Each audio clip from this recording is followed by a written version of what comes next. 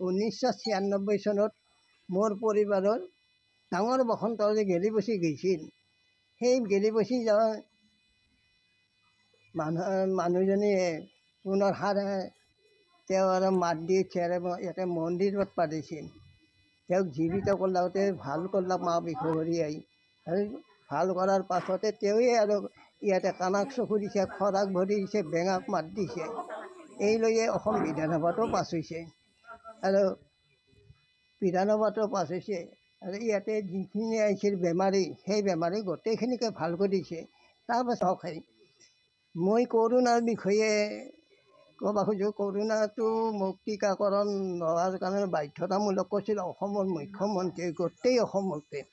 কিন্তু মই টীকাকৰণৰ ৰেহাই খুজি মানে এতিয়া পূজা পাতি মাজে মাজে আহে, মই এতিয়া বেমাৰবিলাক মই নাচাওঁৱেই।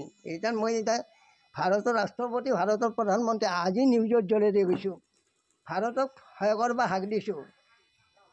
এইটো ঐশ্বৰ শক্তি, বিশ্বৰ ভিতৰত সৰ্বশক্তি আছে।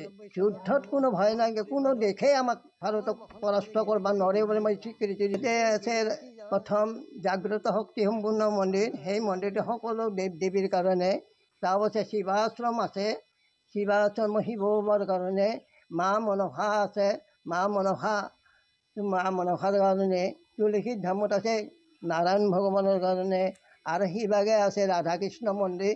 আৰু জয় শ্ৰীৰাম প্ৰভু মাৰুতি বাবা মন্দিৰটো। এতিয়া তেওঁ যোৱাৰ পাছত আৰু ময়োতো যাব লগা হৈছে। এতিয়া মন্দিৰটো আৰু মই কিমান কৰে এইটো আমাৰ মন্দিৰৰ খৰচ পাতি দিব নালাগে। তেওঁলোকে নিজে আহি পুৰোহিত আনিব, খৰচো কৰিব। মাত্ৰ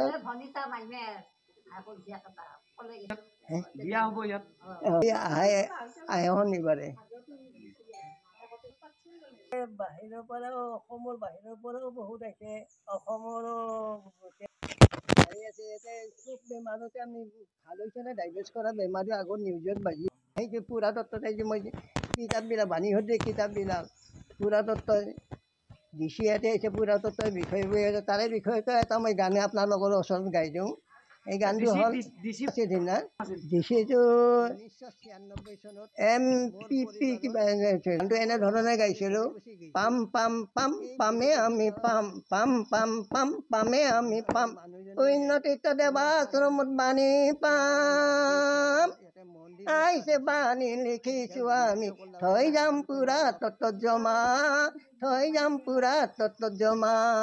আহিছে 83 লৈ ভূপেন হাজৰিকাই গান কৰিছিল, কিন্তু 79 লৈ কৰা নাছিল।